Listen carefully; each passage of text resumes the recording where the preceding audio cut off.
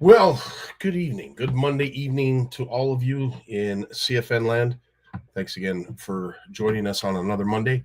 CFN Live, we have the pleasure and honor to be joined with Big Jim McLaughlin tonight, as well as Lawrence Gunther. Jay has been very, very busy and has a bunch of things that he has to get done tonight. So, unfortunately, he's not able to make it with us. So, he will be sorely missed. But we'll be returning. And just so you guys know, Thanksgiving Monday. We will be live here on CFN land. So, folks, if you're enjoying some leftover turkey, watching the football game, or just wishing you were fishing, we'd love to have you on Monday. So, looking forward to that. As always, of course, it's Thanksgiving weekend, but holy smoke, speaking of weather. Now, I know you folks out west right now are dealing with very cold weather compared to what we are out here. It's going to change, obviously, with the rain. And if Jay was on here, he'd be talking about how that rain's going to affect the rainbow run. Right now, we're at the latter stages of the salmon run. Still lots of salmon out there for folks to catch. So hopefully you get out and you're able to wet a line and do your thing. First and foremost, I want to say hello to my beloved CFNers. And Steve, nice to see you. Lloyd, always a pleasure to see you. Jesse's in the house. How you doing, my friend? So as you can see, there's a bit of a theme going on here. Oh, this is awesome. So let's get to that right away. I've been inundated with happy birthday wishes, and I want to that's one of the reasons I wanted to come on here tonight. This is the easiest way for me to say thank you and how much it is appreciated. Some of the kind words that have been shared today. It's been humbling to say the least, because I'm not good with words when it's about me, as most people who know me know that I'm not great at talking about myself. But I will say this: with this being my 56th birthday, it is awesome to be joined by none other than the folks that are here in the audience, as well as Big Jim, Lawrence, and Jay, if he was here. But it's been a fantastic year and a fantastic season, and it all wrapped up this past weekend with Big Jim, and we'll be talking about that later on during Jim's segment. But it has been a year to look back on, even though we're in October. It's not December 31st, Scotty. But the soft water season, open water season, whatever you want to call it, is coming to an end. Not quickly, but slowly coming to an end. And it has been a whirlwind of stuff. And I just look back at some of the things that I am so thankful for, and that I look forward to doing again next year, this year, whichever way you want to look at it. But I certainly want to do a heck of a lot more of this. Can't get enough of my beloved walleye. Up there at Horwood, we have a wondrous bunch that join us each and every year. And I'm so thankful to be able to rub shoulders with some of these folks. And some of them are on the call. Brad's here. That's a whole whack of incredible CFNers. I can't thank them enough for being a part of our community and for what they do for our community. But looking forward to get back at Horwood to see these gents. And, of course, I can't wait to do more stuff with the kids. And big shout out to our good buddy Chuck Durachi, who gave out these bags.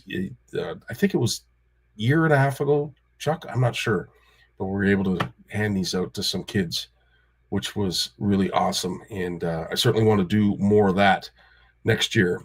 Looking forward to doing more of this. Had a lot of fun. Big Jim can certainly attest. We had a lot of fun at CISA doing this emceeing or broadcasting, if you will, with Aurora Productions. That was a lot of fun. Looking forward to doing more of that. Also looking forward to spending a lot of more time fishing with my buds. These are my high school pals. That's Herbie on the left. Jeff is the big one in the middle. Of course, the fat guy there with the walleye hat, and then my good buddy Pete. We have a lot of fun. This was our first trip back together fishing up at the French River since COVID. So it was kind of awesome to be a part of that. I have to apologize too. My voice is all messed up because of being sick. So I'm getting it from both ends. Really enjoyed my time here with Kayak Bass Canada. Rick was here. Aaron, we Jason, like this group, we're going to be doing a lot more work with. And I want to thank Steve for joining us on that day. I look forward to working with this group because they're an awesome group, and they do some awesome things. And this CHIO event that raised over $40,000 for kids, can't say enough about that. Speaking of kids, of course, I'm looking forward to doing a lot more of this as well with our Derby on Wheels initiative that we're currently in the process of building. It's about bringing the means to a kids' derby. If you have the kids, we have the means, and our Derby on Wheels will certainly attest to that. Also, really enjoyed hosting the NCWO with my good buddy Danny, Nick Huxon, and of course Christelle and Chantel. We'd had a fabulous time. Jay Barnucz, he was a huge help. Not to mention, of course, all the volunteers. But looking forward to doing this again next year. That was an awful lot of fun, and really looking forward to that. If you have noticed in some of our posts, we have been congratulating those who have been up at Camp McIntosh. Of course, we congratulated young Brooklyn for getting it done. She knew what she was doing. While we would all take off into the blue water in the abyss, she simply armed herself with a hook and a worm and caught the biggest walleye. And on behalf of Shimano, CFN, Camp McIntosh, and everybody that was there, congratulations, Doc, Spider, Brooklyn, Hyben. You nailed it with a 12.5-inch walleye. Nice work. And she went away with a Noski reel for her troubles. So honored to be able to do that. And of course, I can't thank these guys up here for allowing us to get back to our CFN community like we have and like we continue to do. For biggest bass, Mark, he came really close. As in the post I made, he came close to winning this last year. But of course, Erica was dialed into those 20-inch bass. She couldn't get him off her line, and Mark unfortunately went home in second. But he claimed the fame this year up at Camp McIntosh, and went home with a Miraval reel for his 19.5-inch bass and all of his troubles. So congratulations, Mark, for that. And the granddaddy of them all, which is the big toothy critter. Of course, Kevin and Ian, all they do is target these fish, and they target them well, and they always seem to find them. We'll be posting this a little bit later, but congratulations, Kevin. Even though his muskie was 39.5 and Ian Logan's pike was 39.5, some are probably asking, like, well, how did Kevin win if they had the same size fish? Kevin caught his first. That's how we get rid of tiebreakers. Kevin caught his first. He submitted it first, and that muskie, that 39.5-inch muskie, brought Kevin a wonderful Vanford that he took home. And again, thanks to Shimano for doing that for us. And if we didn't have these kind of partnerships, if we didn't have this kind of stuff going on in the background, and the partnerships that we've created over the years with various companies, with various organizations, you name it, I don't know that I'd be having as much fun doing this as I am. But a lot of folks say sometimes, Scotty, why do you do it? Like it's a lot of work, yeah, and it's a lot of fun. And I'll tell you this: bringing joy to someone's life far exceeds any money, any monetary gain that you're looking for. Making someone smile and have a good time, that should be our focus. If there's anything that I want to do more of next year, is making people love fishing and making people love each other. That's my big goal for next year. So I will ensure that I will do that to my darndest. Again, we're going to be working with Go Large Fish Ruler. We have, of course, a CFN dedicated ruler, 3 different sizes for those who are looking to get a bump board. These are your folks. I don't have the link, and unfortunately Steve's not with us tonight, so I can't put the link up. But that's all you need to know. They have a Facebook page. They have a website. By all means, I don't know if it's uploaded just yet, but those CFN dedicated bump rulers are available from Go Large Fish Rulers, and I want to thank them for that. Of course, we constantly support the Made in Canada Tackle Show and the entire Canadian fishing industry as a whole. Brad has been kind enough to organize the dates and get the dates posted. So if you want to go over to the Made in Canada Tackle Show Facebook page or even the website and get up to date with the upcoming shows, please, by all means, do that. We're looking forward to it's going to be a busy spring, really busy spring. But lots on the go. Absolutely lots on the go. If I've missed anything, I apologize. Maybe I should look in some of the comments. Oh, there you go. Thank you, Brad, for doing that. That is the Go Large Fish Ruler link. How we doing, Michelle? Nice to see you. Congratulations to all the winners. Yep. Awesome.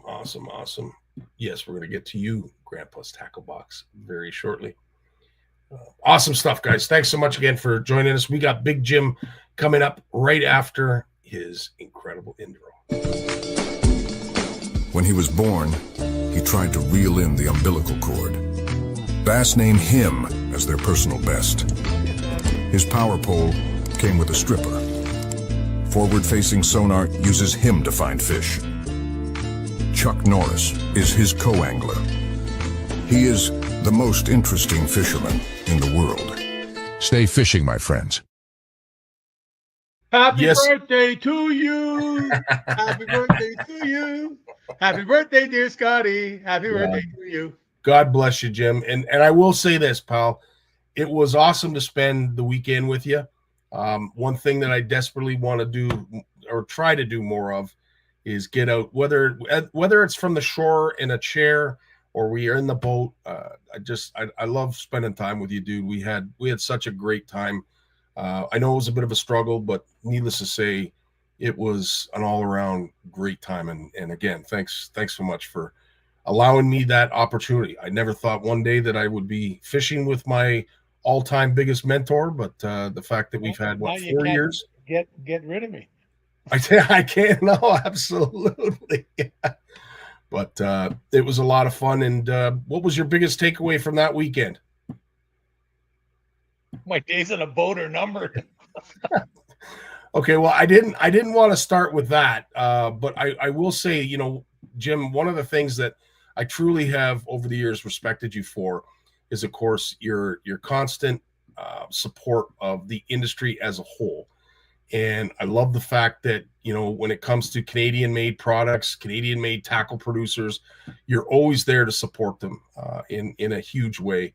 And I've learned from the best, dude. I've watched you over the years, and as I said, you have certainly been a great example, a great mentor, and someone that I can follow, so that stuff like this can be done to support companies that do some wonderful things for not only producing tackle. Scotty, really. I don't know if I told you about this, but last year when I got the new shirts made, I phoned Mark at Weapons of Mass Destruction, and I said to him, hey, do you mind if I put your logo on my shirt?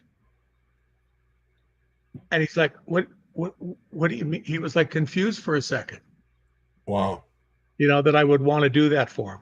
Because he doesn't pay me or nothing. It's not. But he's just a great guy. He makes a great product. It's what I use. I've used for years. And, there's all the other guys around like, Dominate Baits, like Limestone Lures, Wes, what's his name, Sheldon at Jacked Up Jigs. These guys there that like they've got stuff that I actually I really like to use out there. And then on the weekend you had a great experience with another local guy right here from Kingston. We caught every fish we caught on a chatterbait. And as I said, I don't know if I don't know. I'm speechless sometimes when it comes to what is being produced out there from a Canadian standpoint. And I have thought, just like Brad and anybody else who knows Canadian products, that our products are just as good as anybody else's. Yep. And on this, I mean, Grandpa, I'm telling you. Yeah, I've got a couple of the jigs here that I was going to use, You don't need to be told. Dude, this stuff works, man. Every cast, every retrieve.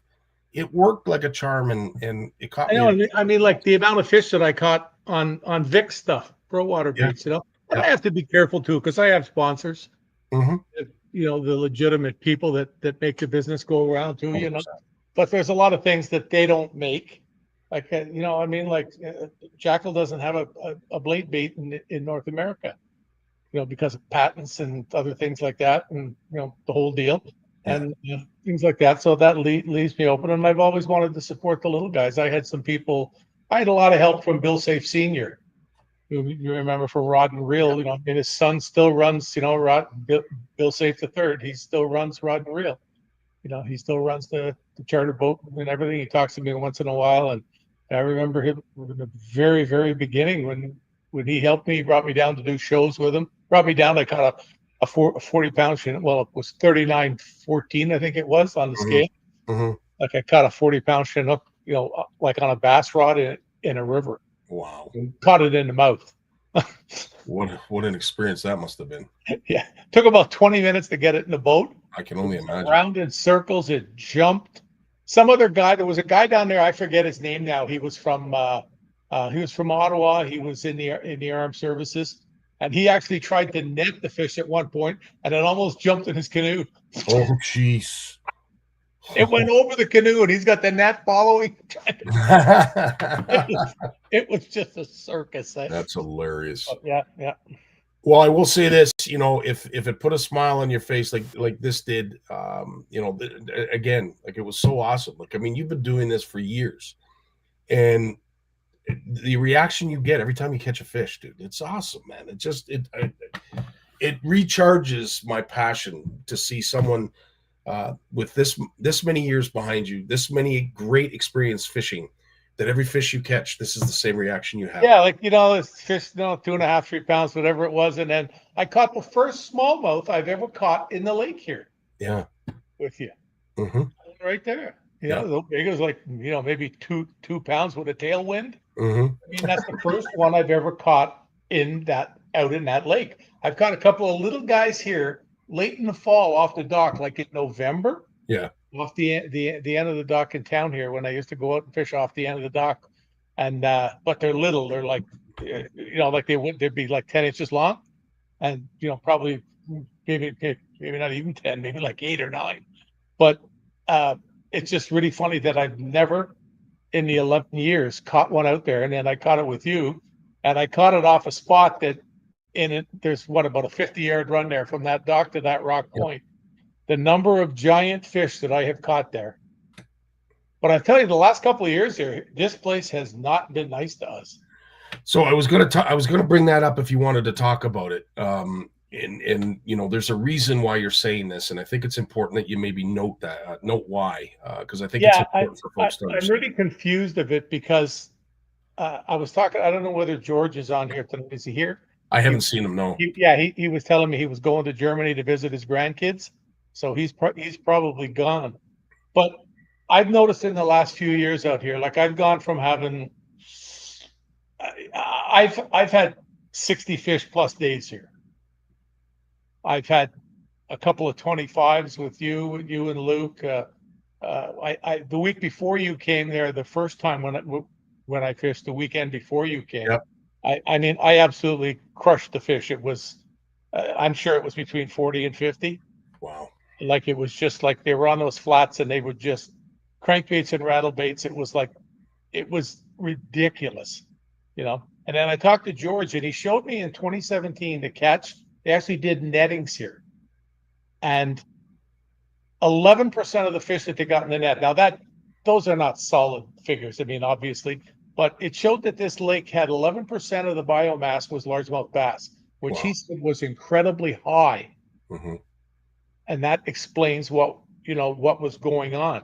Now, after COVID, when there was nobody here poaching, pike fishing in the springtime, out with a spinnerbait with a leader saying that they're wink, fishing. Wink, nudge, nudge, yep. Mm-hmm. Yeah, and they're back in 3 feet of water. You see them standing like this looking for beds before they pike fish. It just drives me nuts, eh?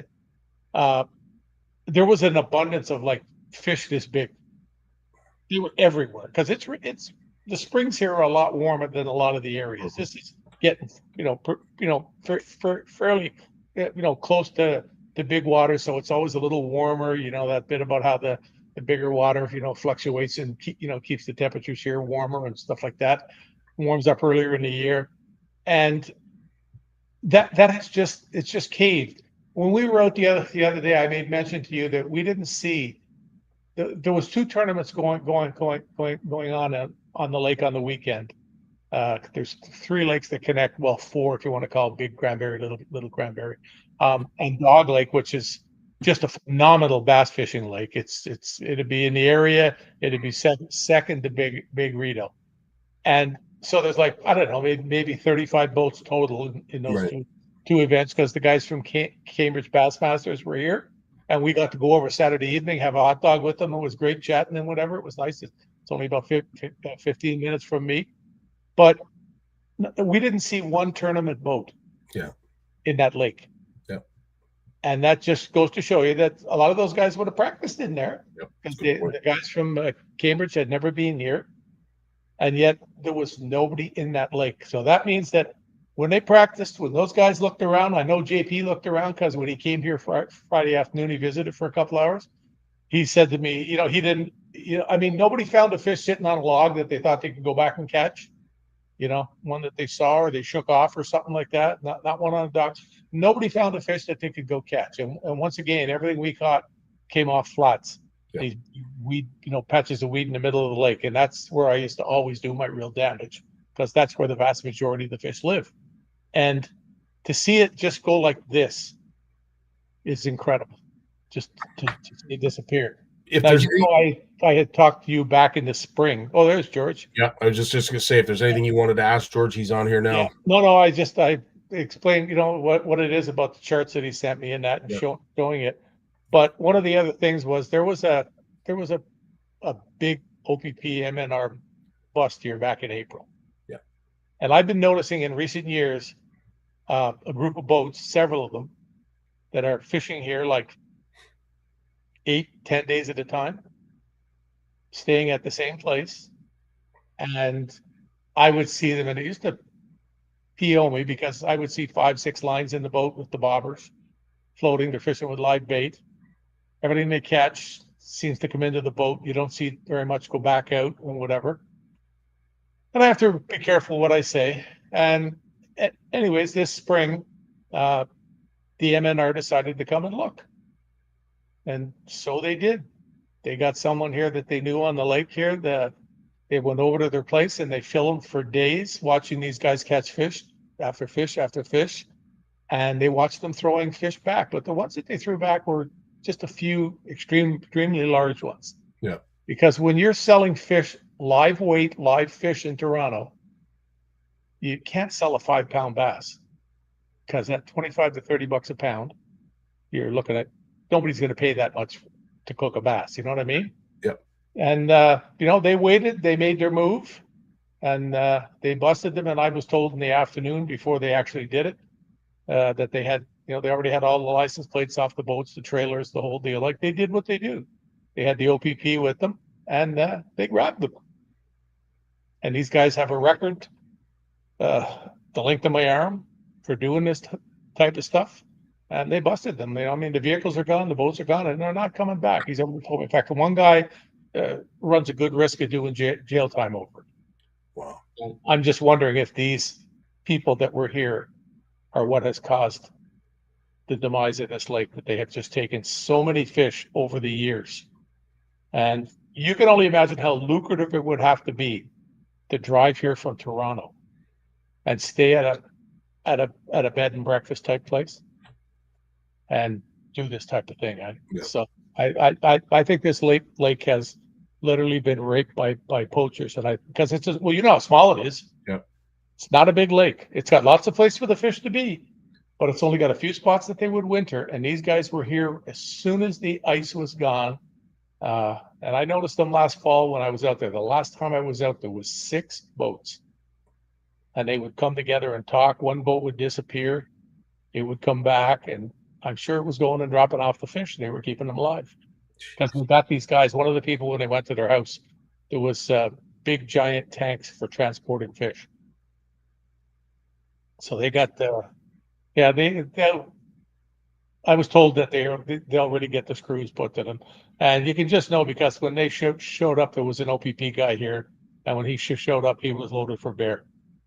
He had everything If you could strap to them to use to calm someone down, so to speak. Yeah, no, that's a good way to describe it. And really, at the end of the day, Jim, it's unfortunate that we even have to talk about that, but it's good that we are, because it educates others that if you see stuff going on your body of water, you have to be very tactful in how you report it. But Crime Stoppers, that 222 tips is an easy line to get a hold of, and everything is unanimous until obviously charges get laid and whatever. You got to make statements and this and that. But at the end of the day, Jim lives on a body of water that he is concerned perhaps that got poached and over poached to the point where now it's affecting everybody's fishing.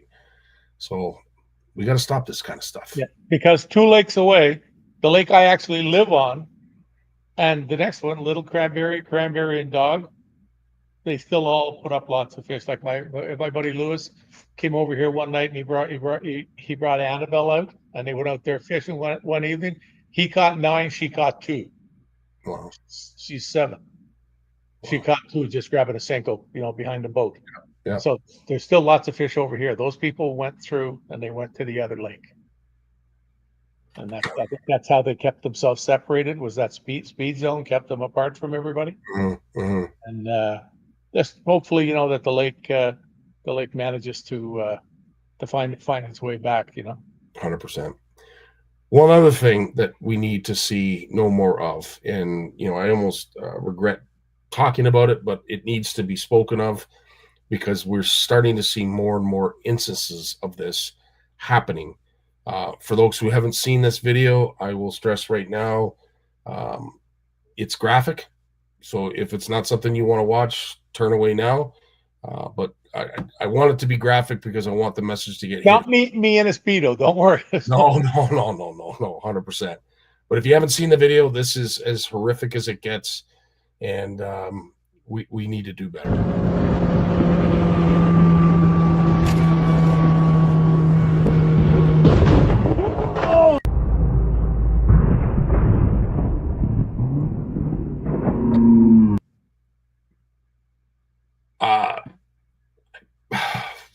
What do you say? Like there's so much to be said about something like that.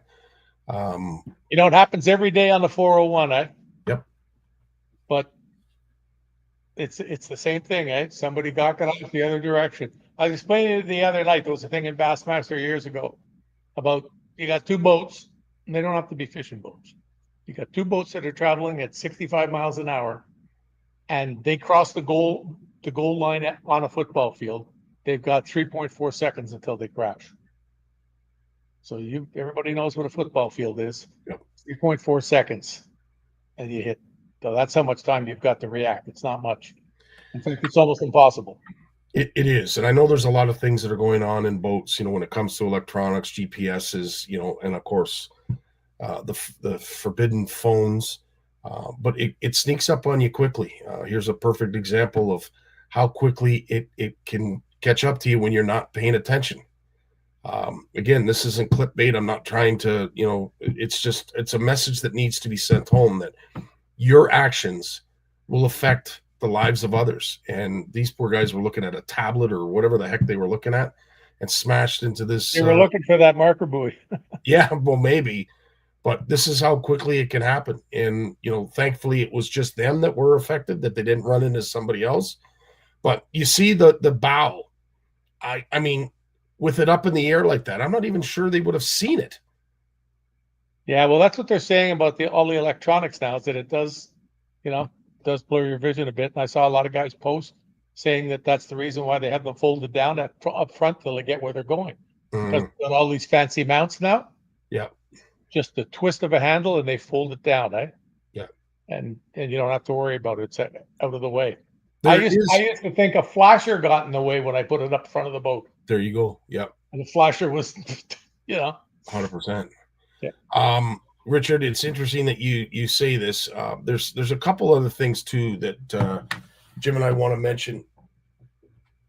It's hard to talk about because unfortunately lives were lost in that incident. There is a bit of a discussion that's going on about where that parked boat was. in relation to, the corner, the channel. At the end of the day, guys, we all have to respect the water. The water will kill us if we don't. But we also have to respect each other when we're on it. And if you're parked, Jim, you were mentioning it before we went live, under a bridge, right in the middle of the two, like you're now impeding the progress of others. I've been on charters where sailboats, we've had to, frantically reel stuff in because sailboats weren't willing to change their course. I know they have the right of way. I totally get it. But when you're pulling planer boards and you got an 8-rod spread, it's not easy necessarily to make those turns quickly if, in fact, you come across somebody that and they know that's out there too. All they have to do is twist the rudder and they're away from you. 100%. But Scotty, 99% of this is just sheer not paying attention. Yep. It's what it is. It's like the phones. It's an epidemic. Yep. People are gawking around all over the place or looking at a phone. Yep. If you're looking ahead of you, I don't care how fast you're going. I don't care if you have a TV screen the size of the one that's in my living room, on the front of the boat, whatever. If you're paying attention, there's a good chance you're not going to hit something. Totally agree, bud. Totally agree. Now, something that I thought was really cool that we could certainly talk about, and we've talked about it at great length, is LiveScope. And this is not a knock against LiveScope. This is something where I'm very proud to know that a Canadian company has stepped up and created something, designed something that is a little bit more user-friendly for those who do use LiveScope, especially when I see the walleye tournaments up in the north. You have a LiveScope in the front, and then the partner has a portable unit in the back. What is really cool about this is everybody's got it on a pole. Some have poles that you can twist the handle and it twists the transducer. Mm-hmm. This thing is Canadian made. It's really cool. It's just about to come out, and I want to share it with you guys first because it's something that if you are a LiveScope user, you're definitely going to want. All right, you guys want to see something really cool? This is the Transducer Buddy from Transom Tech Canada. You got LiveScope Plus on there. Boat's all rigged up. But all that you got to do to deploy this is flip it over like that. It's hard to do while I'm holding the camera. Press down like that, and it's snapped and spring set into position. And then let's say I want a hole hop. Watch this. Put the boat in gear. And once you start going a few miles an hour here, hop straight back up. And you're on the move. Awesome. And it's Canadian made. That's cool. Yeah, I know there's a few things now that are just like that, but you have to physically lift it up every time you move. There's a perfect example of where you don't have to, and the fact, as I said, it's cool that it's a Canadian made company. Joe, you're 100% right. Yep, I've seen several boats where I've jokingly said, can you get the game on that thing? Because they are getting bigger, and I think you're going to see restrictions in terms of electronic sizes of what you can put in boats. I mean, at the end of the day, when these crashes are happening, you also have to think about the tournament organizers. Being one myself, I would not be able to sleep for a good week knowing that happened on my watch. So keep this in mind. Your misguidedness, whatever you want to call it, if you're not watching, it has huge ramifications for everybody around you. So you got to pay attention. You got to focus on what you're doing because those lives can't be returned. The tournament organizers, the stress and whatever that they're going through, is undeserved. So there's a lot of things, unfortunately, that will come out of this. Yeah, the other thing too, Scotty, is these boat accidents have been happening forever. We just hear about them all now because people film them. Yeah. The number of boating accidents I heard about years ago when I was, it was nuts at first when you heard about it. Yeah. Yeah. It's just one of those things. True. Totally true. Well, Jim, what have you got going on this week? Well, we got the paper up. It went up on Friday afternoon. That's all done. I'm going to get out there. I got my drill in here, and I'm going to go mount the volume dispenser in the living room because the grandkids will be here this weekend. It has a little hammer and a piece of glass. I can break it and take the bottle out. Oh, that's hilarious. They're coming Yes. on Saturday. Hopefully they go home Sunday. We split them up between Lindsay and here. I don't mean Oh, Lindsay, Ontario, Lindsay's house, my yeah, daughter. I yeah, saw her yeah. this afternoon before I picked Tammy up from quilting. Right. I brought her, what is it called? Pink drink from Starbucks. Mm-hmm. Hey, I got a coffee from Starbucks today. I never go there. Boy, What did it cost you, Jim? I'm dying to know. for the 2 drinks, I got one for Tammy because I knew she'd be sweating to death because it was 29 degrees and they were in this old unconditioned hall with all the old ladies sewing, quilting as they put it.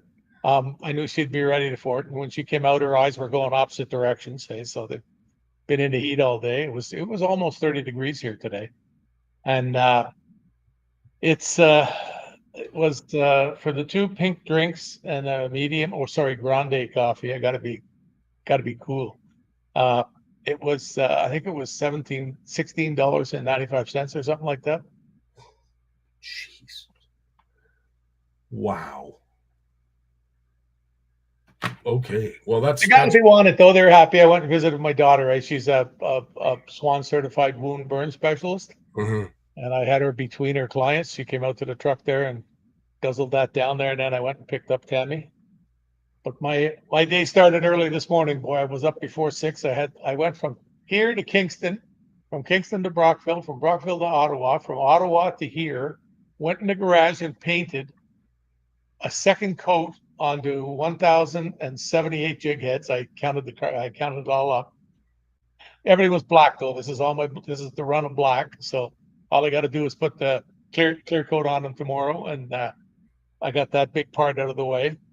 And then I drove back to Brockville, got the drinks, went and saw my daughter, then drove from Brockville to Lynn, which is a little town outside Brockville, picked up Tammy and drove home.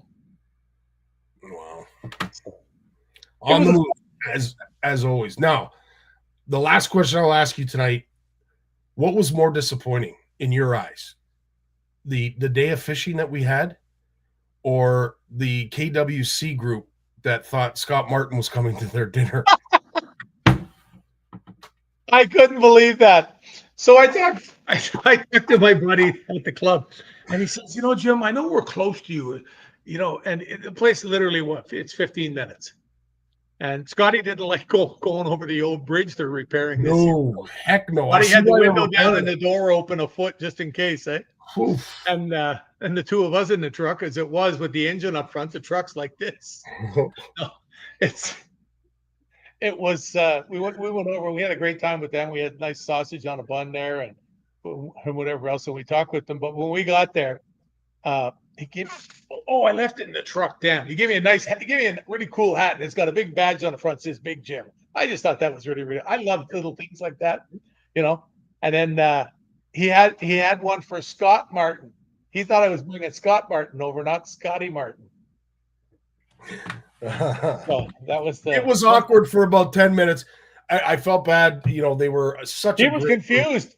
Well, as was I. I'm thinking, geez, should I go back to the truck and just wait till everything's done?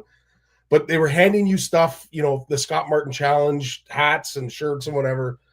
And then he asked you, are you going to see him anytime soon? He's like, no, I never run into him. So I did reach. Well, I tagged Scott in one of the posts that they made, simply because I thought it was absolutely hilarious, and they felt horrible because it was awkward, and it wasn't.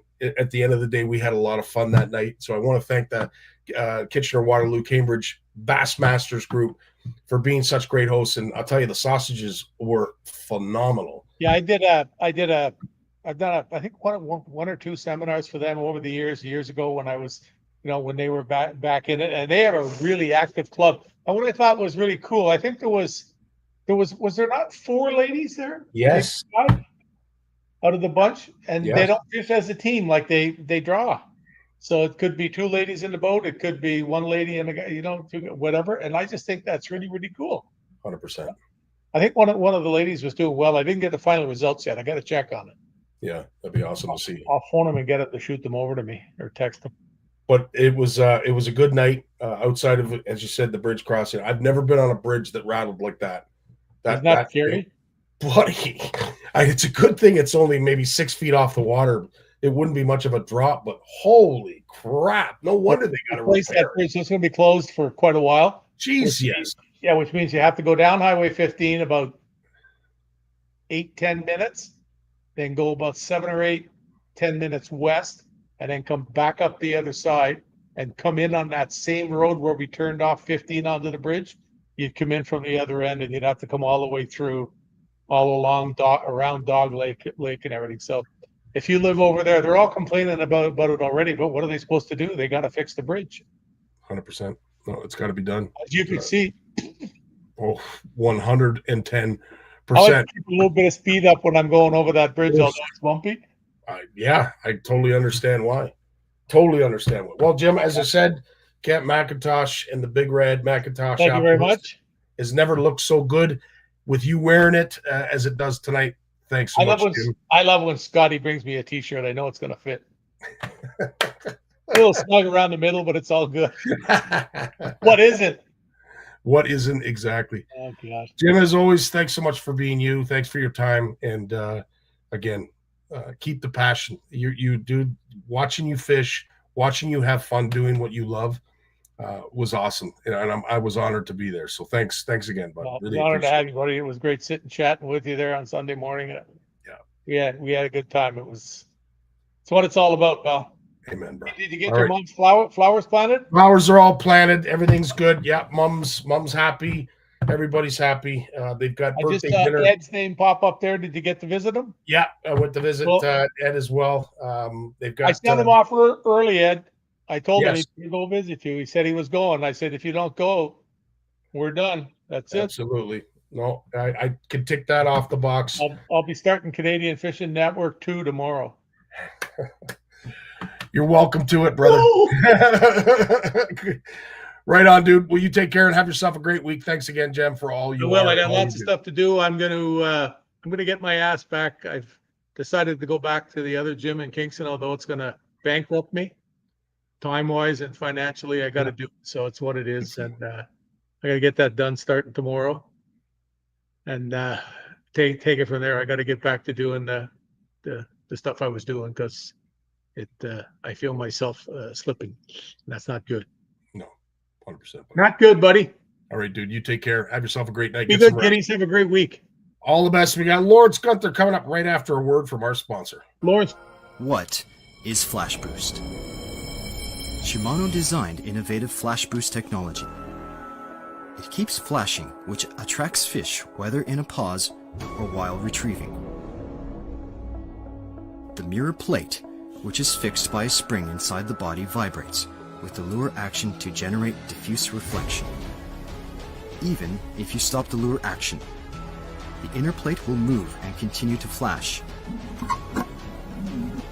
giving the lure a sense of life and inviting a fish bite. This is Flash Boost.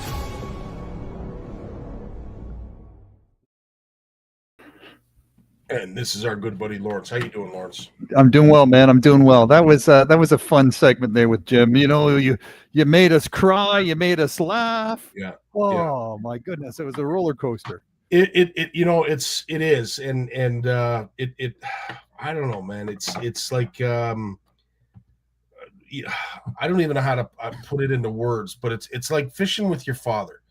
And I lost mine a few years back, so you know. And not that, you know, I'm talking about age, but it's just I look up to the guy like I looked up to my father, and he's such a gem, man. I tell you, when you see him catch a fish, the joy that becomes overcome, like it's like the first fish he's caught, every single one.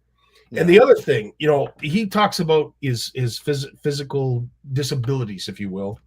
Man, he can set a hook. Like, holy crap. He can set a hook. Incredible. You know, physical ailments aside, he's like he's never going to quit. He's just going and going and going and going. And he's you know, I mean, I look up to him. You know, challenges. Everyone's got their challenges, right? And the older you get, the more you pick up along the way. And a lot of them don't go away, and you just learn to work around them. Just figure 100%. It out. You figure it out. 100%. I've got a couple questions here from the YouTube channel. Maybe I'll ask you. You know, I do watch YouTube actually. Yeah, okay. Is it Lachlin? Lachlin, I hope I got your name right. Lachlin is asking, what's the biggest bass you've caught? What's the biggest bass you've caught, Mars? It might be 5 pounds. It's probably just a bit shy 5 pounds, but in that range, for sure some 4.5 to 5 pound fish. My daughter beat me handily. She got a picture of this beautiful bass she caught. She showed it at the gym, and Jim said, "Oh, that's it, close to 8 pounds." And I'm thinking, "Oh my goodness!" So she's really proud of that fish. But yeah, I'm proud of her for catching it. And that's awesome. That's a great story. And Lachlin is also asking, what got you into fishing? You know what? When I started doing my podcast 12, 13 years ago, I would ask every guest I had, you know, do you fish and what got you into fishing? And it's always the same answer. So I stopped because it's always, you know, someone an older person when they were a child, right? Yeah. Just said, "Hey, come on fishing with me." And started them slow, started them successfully, got them catching fish.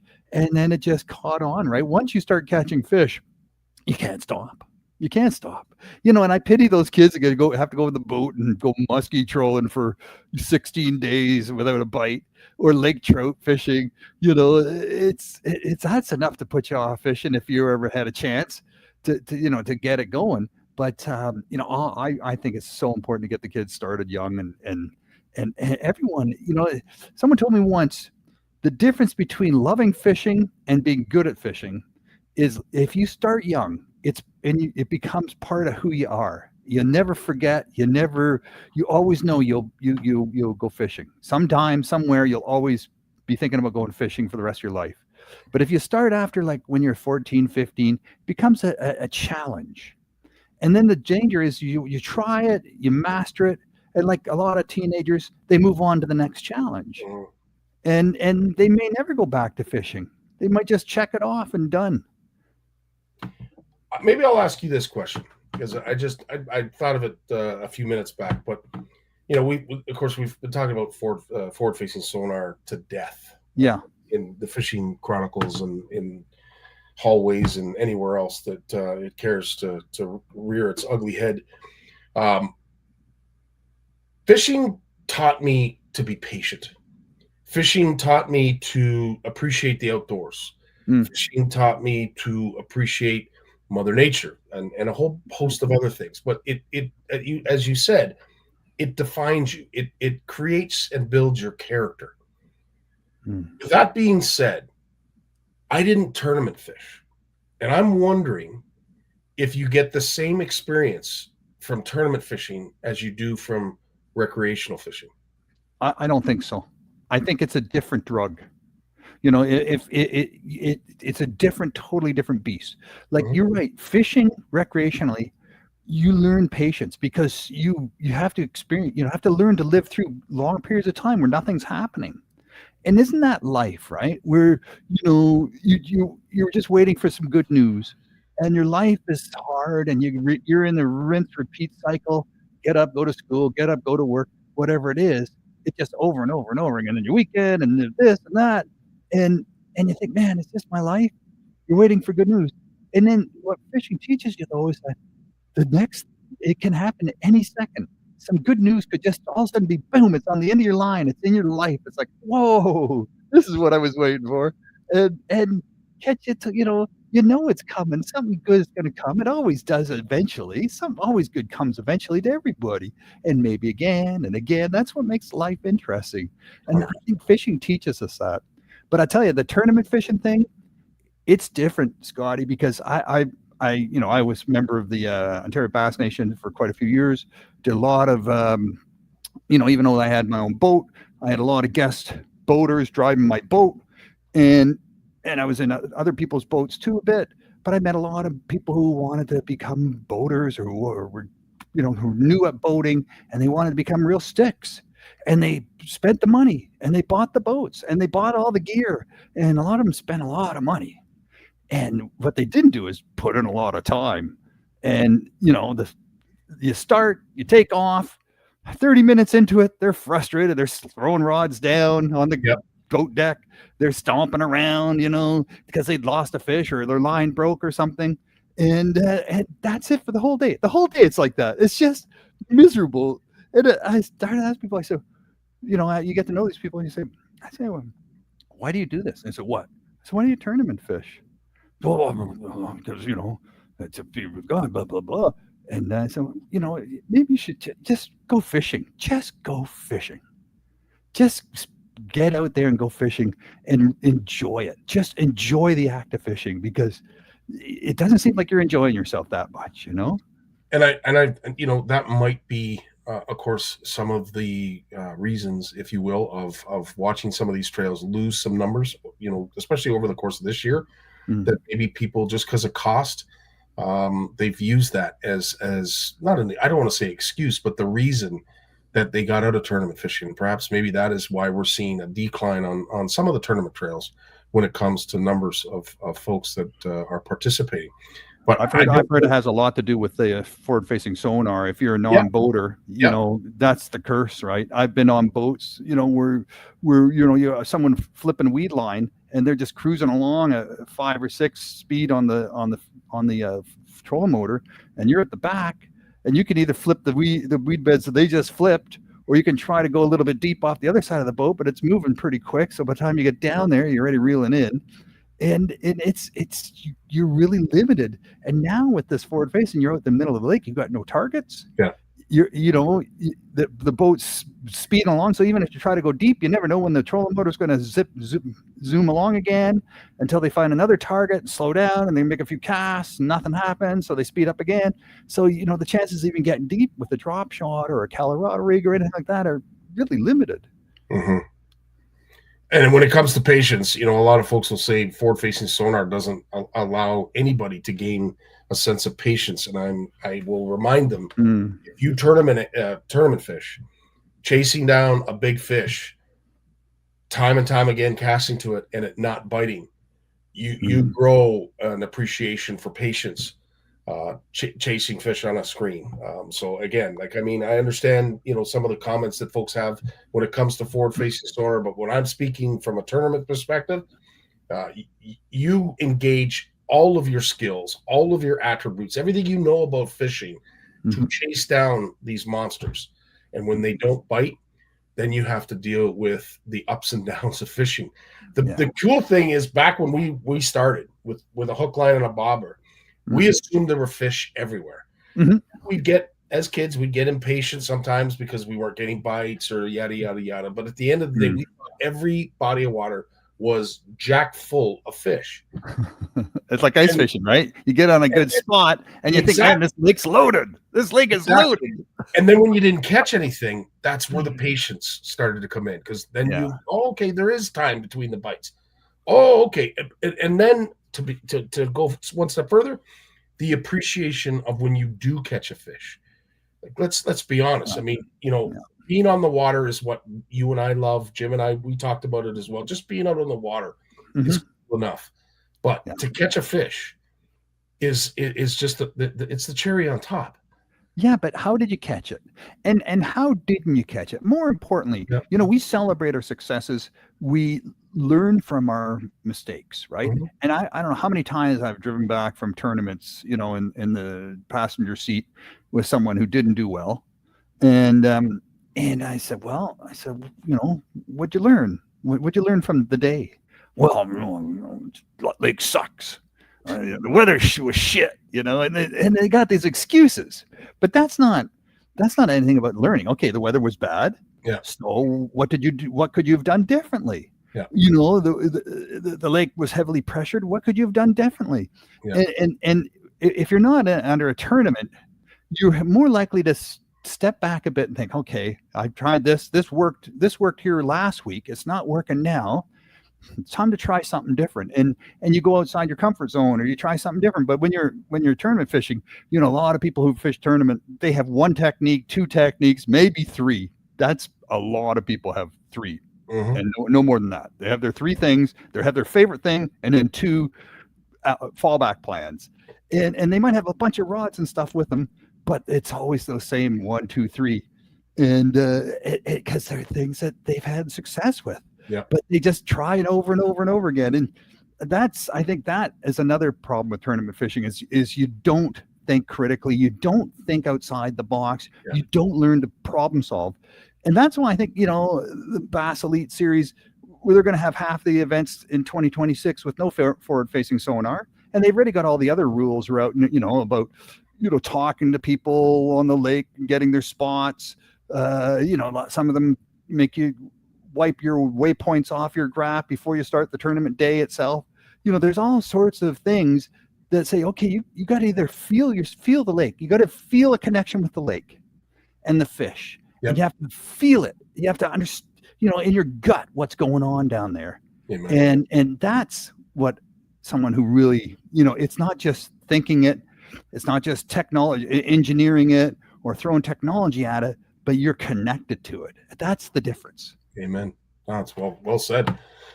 George has said that fishing taught him to appreciate tackle stores. It's interesting that you say this, George. I love it. Because I will say, the first time I went to Canadian Tire as a young boy, I was there with my dad. I forget what we were looking for. It may have been hockey equipment. I don't really know. And we went past the fishing section, the outdoor section. And I remember looking at my dad's tackle box, not really understanding everything that was in it because I was pretty young at the time. Anyway, walked down that aisle, and I was introduced to compulsive purchasing because I wanted everything on the rack. I'm like, oh, Dad, look, Dad, look, it's got that color. It's the color you wanted. Yeah. So I learned as a young boy what compulsive shopping.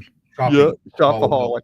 As soon as I walked down my first aisle at Canadian Tire, as I said, there's so many great memories, and we could sit here all day talking about red and white bobbers and worms. But remember those old TVs, the old TVs, right? That had tubes, right? Yeah. And those TV repairmen would come, pull your TV out, pull the back off the TV, and then they would open up their toolbox, and it would look like a tackle box.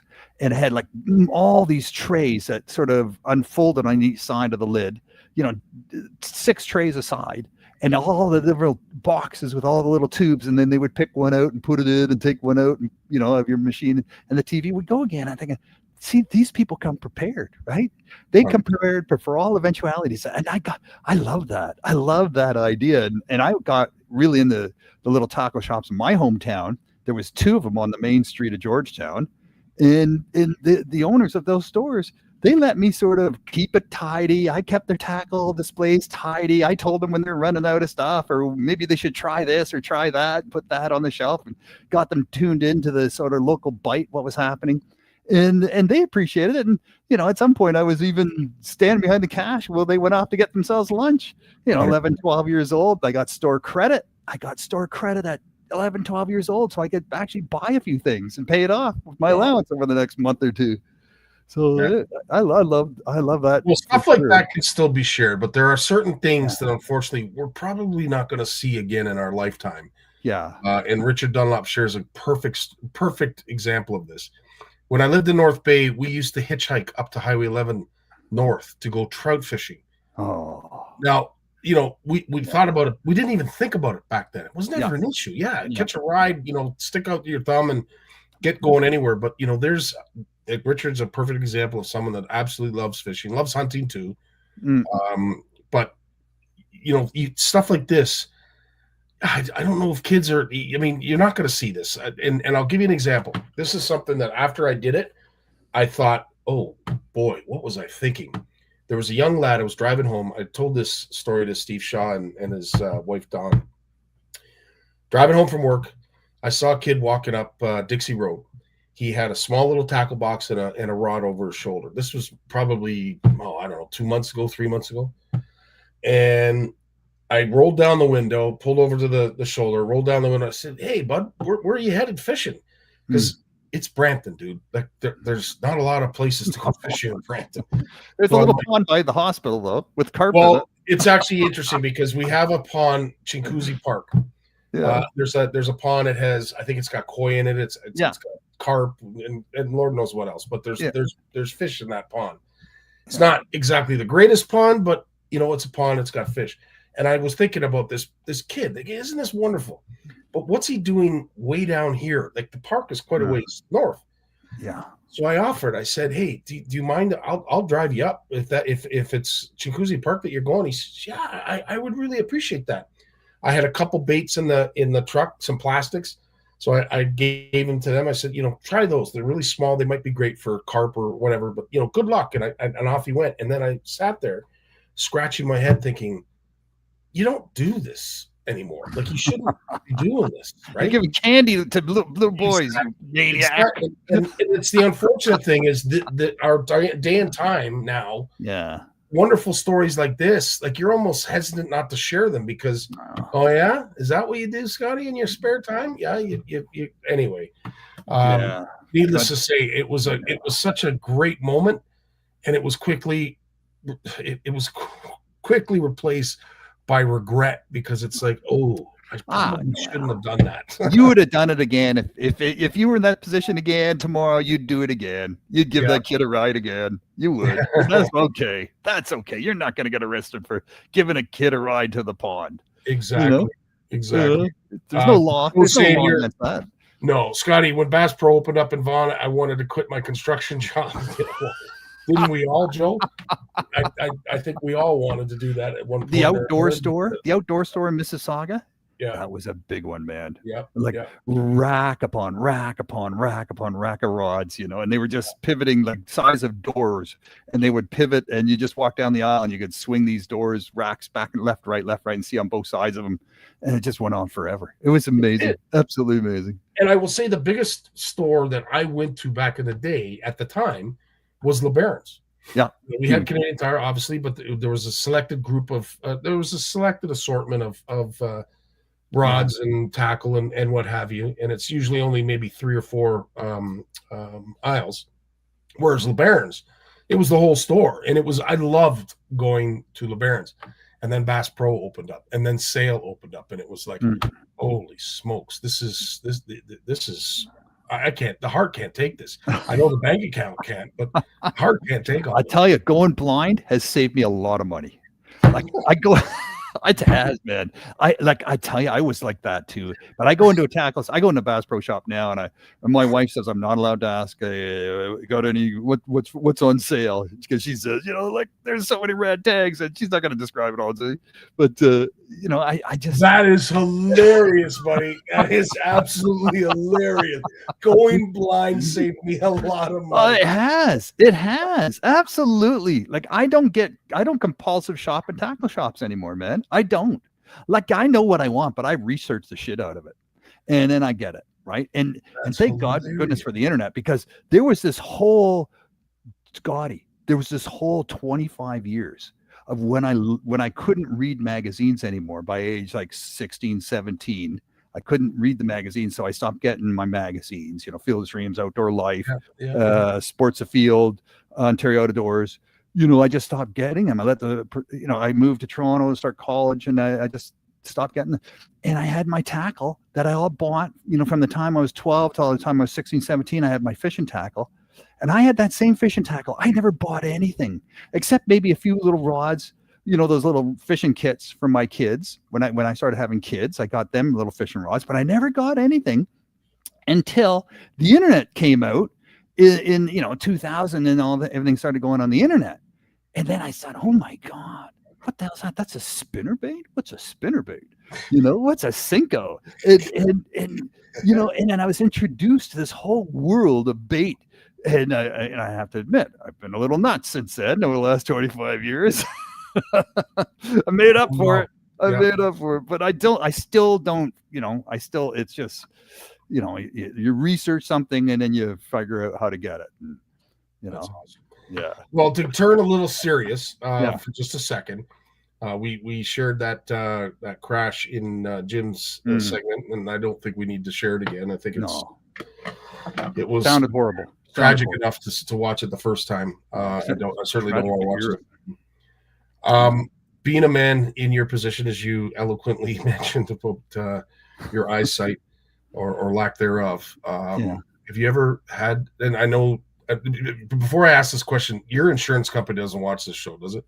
No, but I don't. But they asked me who drives my boat. Okay, I have to give them a list of names and how many years of experience they have. Okay. Yeah. So that's what you have to do. Okay, to get insured. Yeah. Interesting. Yeah. And that's the same. Like the bigger the boat you get, the more the insurance company probes. Like some insurance companies, they will not insure a boat over $100,000 because it's just beyond their appetite, right? But if you want to get insurance through your car or truck insurance company, it's sort of a lot of them cut off at 100 grand, and even then they're saying, "Oh, how long have you boated?" And but yeah, once you get up there, and then as you get into the bigger boats, like you start going into the small yachts and things like that, and boats you can sleep on. They start to say, well, how much, what certificates have you taken? What training have you taken? How much, what was your last boat? How big was your last boat? No, this boat you want to buy now and have us insured, it's too big of a jump. You're talking about going from 20 feet to 35 feet. You're not ready. You got to get something in the middle there. You got to think maybe 28, 30, and then go to the 40, but not jump ahead 20 feet. They really control you because that's just big jumps, right? There's big, it's not a houseboat. I think houseboats, it's a different beast. But when you're talking boats with twin engines that can, cruise along at 30, 40 miles an hour, and it's basically you're driving your house down the river or across the lake. Yeah. No, true enough. So true. And something that was said to me not that long ago, when it comes to the rating plates on boats. U.S. Coast Guard rates the boats, and it's law. So when they put a maximum horsepower on a rating plate in the States, in the Americas, that is law. And if you exceed that, depending on your insurance company, there's a good chance that you might not get insured. Whereas here in Canada, it's a little different. It's a recommended horsepower, so it's not law. No, but so if your insurance coverage would certainly have something to say about that. So that would be the only determining factor on your insurance is the company that you're trying to get insured with. Yeah, if in fact you can. And if you fake it and you change it and you push the limit, it's like when you tow something with your truck and you go over your limit. If you go over your tow limit with your truck and you have an accident, and your insurance company feels that maybe it's because your trailer was, you lost control because your trailer went out of control, and then you look at the specifications, and they will. The insurance adjuster will look at that stuff, especially if there's injuries involved, right? If there's personal injuries involved, they're absolutely looking at that. They're looking at your carrying capacity of your truck, your towing capacity of the truck, and the weight of your trailer. And if you've exceeded that, they can just deny you insurance coverage. And that means if you've caused personal injury to someone, you could be on the hook for millions of dollars for the rest of your life. Yeah. And same with a boat, right? If you got a boat that's rated for 25 and you put a 60 on there, and then the boat flips and you got people injured, and someone sues you because you're taking them out fishing as a guide or something, your insurance company's not going to cover you. They're going to look into that. If you sink your boat, they might not cover you for that either. Yeah. It wasn't much of a thing back in the day because I used to have a Go Fast boat, and I put a 225 on it. It was rated for a 200 on a beautiful Charger. I love that boat. Absolutely love that boat. But now, if I were to try and get that insured, I can assure you there's no way my insurance company would have assured it with that size of engine on the back. So, I mean, what was okay then isn't necessarily okay now. And if you lie about that, and it's all on the record, right? It's all on the record. So then you lied. Your insurance is over. And it was interesting because when we went to get it insured through the house, they said, "What's the rating plate on that boat?" I said, "It's rated for. It's recommended that a 200 be put on the transom, and you have a 225." Yes. Okay. We appreciate your honesty, but do you realize that by admitting this, that some insurance companies might not insure you? I said, yeah. It's the risk, but I don't want to lie. Yeah. And we had to go through two. On the second insurance company, they finally okayed it. However, now I'm sure it'd be a lot different. Yeah. Man, I went on a crazy boat hunt this past summer, man. Tell me about it.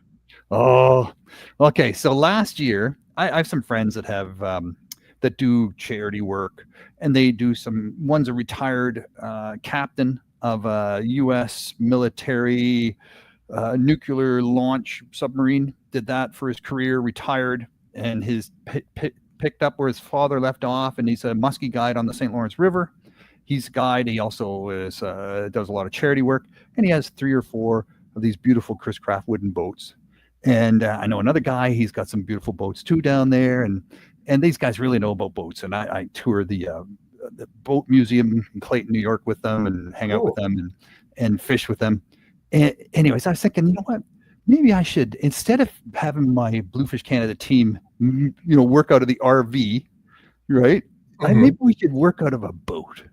A nice boat that has some outside space, some inside space, some air conditioning, a bathroom, a little kitchen. Wouldn't that be nice if we were on the water, right? Yeah. So these guys started hunting for me. They said, Lawrence, we should be able to get something for $10,000, something that has maybe a motor that works, or maybe doesn't, but something maybe 30 feet, 35 feet. Interesting. And so they looked, and then when we touched base again this spring, they said, Lawrence, boats have jumped up in price. Like used boats have jumped up in price. Now what was 10 now is 60. And so I said, maybe I should look around a bit. So I'm looking at these boats and I'm sending them pictures. What do you think of this one? What do you think of that one? And they said, yeah, that's got a ton of space, 33 feet long, but it's got, it's stacked up like an apartment building with all the levels and decks and spaces on it and everything I need. And then I was like, but it's an 89. And I'm thinking, and would that really reflect well for Bluefish Canada having a big giant fiberglass condo tower parked in the pier, at the spit there all year long, all summer long? And then I thought, well, maybe we need something a little classy, but not rich, but not pretend rich either, but maybe something a little bit classy, something old, and then take donors out for little wine and cheese cruises in the evening. It's got a funny toilet, right? And so I started looking around like that stuff. So then I went from the fiberglass to the wood boat. And I found a guy who was getting divorced, and he was trying to sell his 37-foot Chris Craft with 2 cabins and a kitchen and 2 bathrooms and blah, blah, blah. And it was all completely restored. He was selling it for $99,000. Now he's selling it for $50,000. And then 50, eh? 50. Well, wow. So I get my wood boat people talking to this guy and his boat broker, and sort of figuring that out.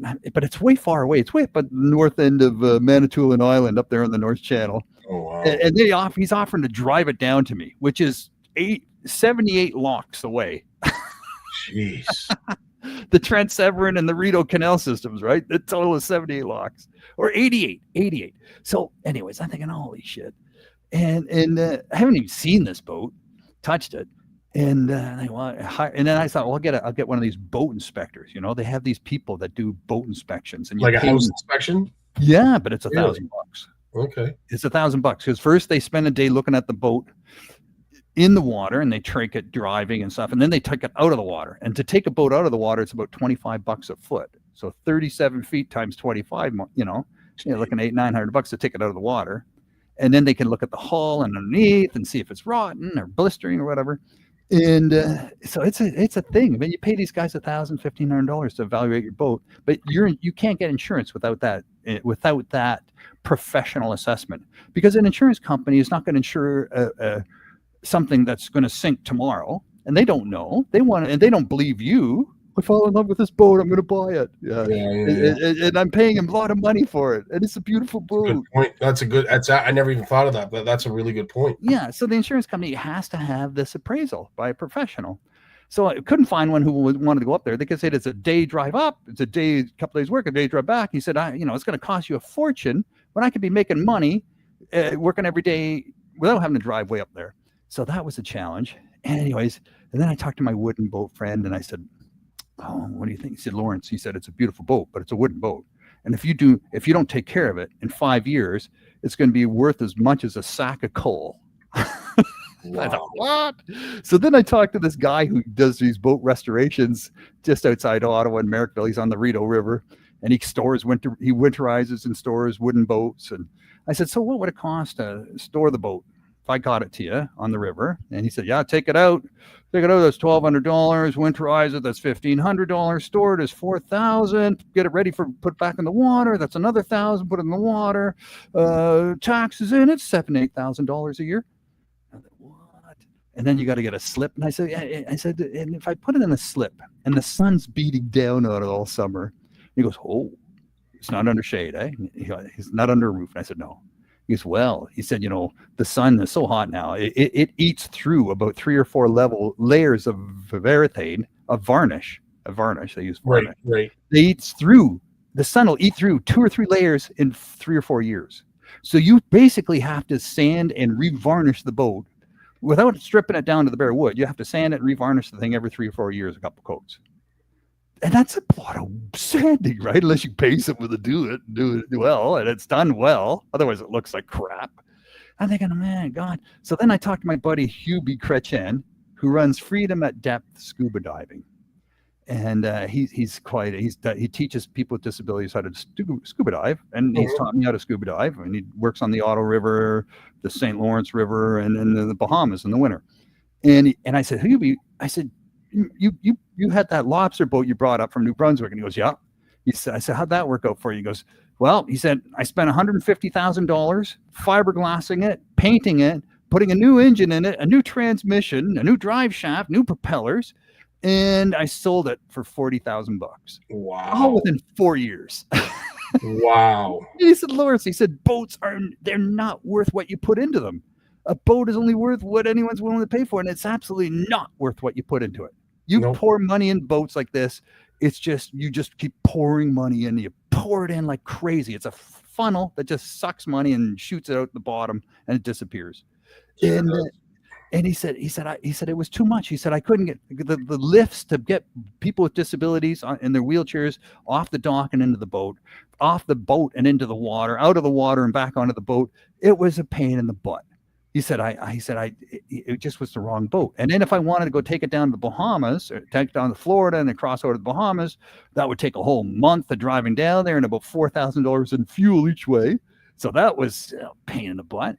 And he said, every winter, it's $15,000 to pull it out of the water, fix all the crap that needs fixing, put it back in the water in the spring. $15,000 he was paying every year just in maintenance and storage. I said, oh my goodness. So I dropped the boat thing. I'm not doing the big boat thing. I went around the whole. Oh, that's too bad. That's a great story, though. I mean, what a journey. You talk about blood, sweat, and tears. Like, I mean, there's a lot of hills and valleys there in your segment as well. Yeah. That's funny stuff. Yeah. And then where do all these big boats go, right? You go to the Toronto International Boat Show in January, and the boats that are $4 or $5 million are sold within a day or two. The ones that are $1.5 million, they're still up for sale. People want the big boats and the really nice ones, not the nice ones, but the really nice ones. They have the money, but the $800,000 $1 million boats sit there. They're not expensive enough. They're not nice enough. And then they buy them and then they just go down in value. Tick, tick, tick, tick, tick, tick, tick, tick. And in 20 years, they're worth maybe $100,000, $150,000. And then 5 years after that, they're worth, just take my boat away because I don't want to have to pay for it to get hauled out anymore. And I can't afford to have it scrapped, so the people. Well, if you remember what happened back in, I want to say it was 2007 when folks down in the States were walking away from their homes because they couldn't afford them anymore. Yeah. Remember the housing crisis? Yeah. There's a bit of a used boat crisis, and anybody that owns a marina, especially one on the water, can attest to this. Moose and I, we fished the Canada-US walleye tournament this past year, and we went to get gas at one of the marinas. And the gentleman that was pumping the gas went on to, explain that, what their marina was all about, blah, blah, blah. And I asked, I said, there's a lot of big boats here that don't look like anybody's been at them anytime soon. He says, yeah, they've been abandoning them. And he says, I've got probably a dozen boats in the back here that the owners have just left them. We're trying to charge them and recapture our money, but we're getting ghosted. Yeah. So you speak about these big boats. Like there's a lot of big boats that currently right now are just without owners and sitting on dry dock. Well, the cost of just towing these things away and decommissioning them, right? Yeah. It's not cheap. You got to cut them up. You bring a 30-40 foot boat to your local dump. Good luck to you. 100%. Yeah, they're gonna look at you like, yeah, exactly. No, turn around, go away. Go away. Kidding. But yeah, it's that's the thing, right?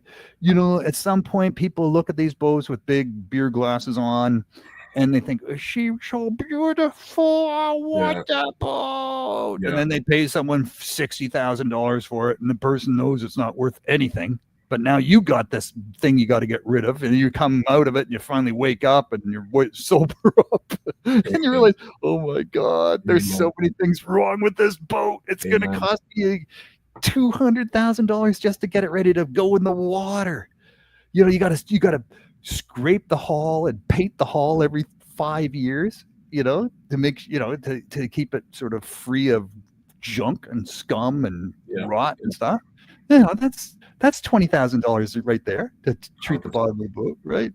100%. So it's just, oh my goodness. Yeah, these things, Scotty, it's not just big cruisers and yachts, it's sailboats too. You look at the sailing clubs, there was 5 of them in Ottawa.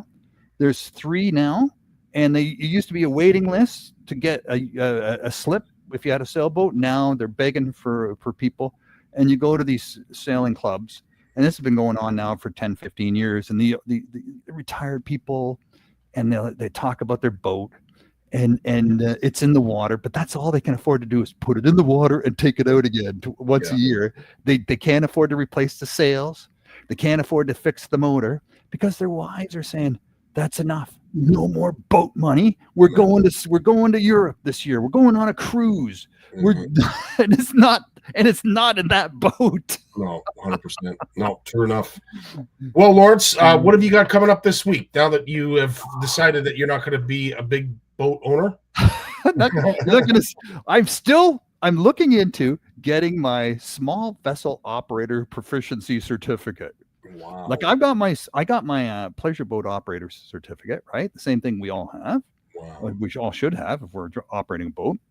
But I want my small vessel operating proficiency, my SVOP certificate, and that will allow me to take control of boats under 5 tons. I don't even know how much a ton is. What's a ton? 1,300 pounds? Are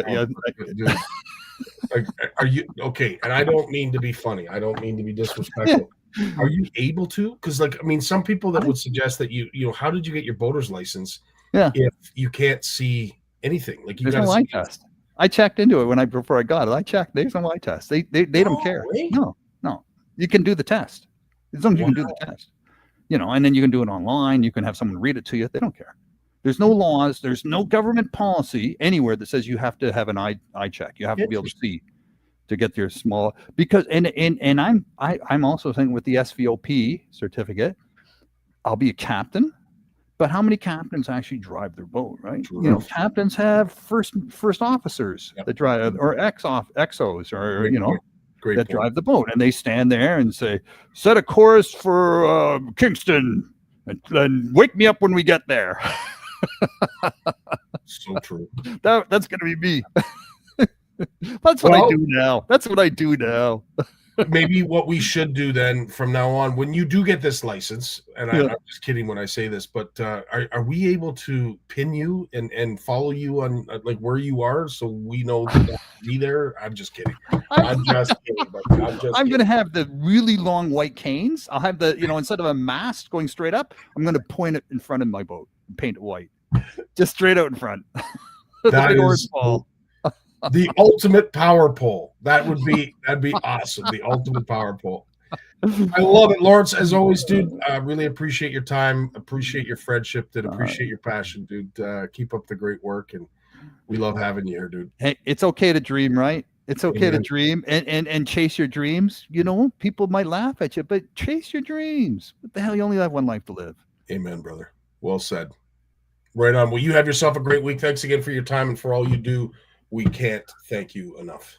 Thanks, man. I appreciate it. Right on, dude. You take care. You too. All right. And that is the end of our show. Thanks, everybody, for joining us. Again, Jason will be returning next week with us on Thanksgiving Monday. CFN Live. We'll be here, and we'll be looking forward to. We'll do some cool things. I'll dream up something, but we'll do some pretty cool and fun things for you guys. Also, the one other thing that I want to say, because I'm not going to wish for the Leafs to win. What's the point of that? But my last birthday wish. First, I want to thank everybody that did wish me a happy birthday and did so here in the comments as well. Love you all. I can't say enough about all of you. You truly made an ordinary Monday something special. So thanks for that. The last thing I want is for the Blue Jays to win the World Series. Some would say they're in tough right now, but they're making it look pretty easy. I'm hoping that trend continues and we can get past the Barnucz Bombers. But I will say this: I'd love nothing more than to see the Blue Jays win the World Series. So join me and sing the famous song, "Let's Go Blue Jays." Have yourselves a great night. We will be here tomorrow. Wednesday. Matt Kopresh will be joining Danny and I. We'll be talking nothing but fishing, and we're looking forward to it. In the meantime, go Jays, go.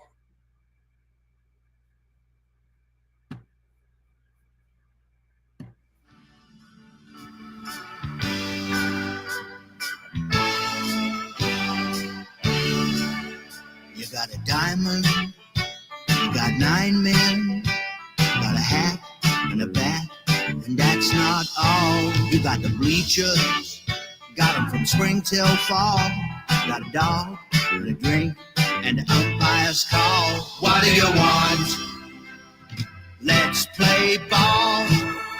Is that a fly ball or is it a seagull coming in from the lake just to catch the game? It's the last inning, our guys are winning. Dave's put down a smoker, a strike, and you got no doubt. What do you want? Let's play ball. Okay, Blue Jays, let's play ball. It's a beautiful evening, fans, at the ballpark. The game starts. Warm summer breezes, sun's going down. It's all dark at the ballpark. That's okay. It's a night game. Okay, Blue Jays, let's play ball. Okay, Blue Jays, let's play ball. Bring on the White Sox, bring on the Bo Sox, bring on the Brewers, the Rangers, and the Yankees too. We'll beat the Indians, we'll beat the Tigers, we'll beat the A's so bad, gonna make Billy blue. What do you want? Let's play ball.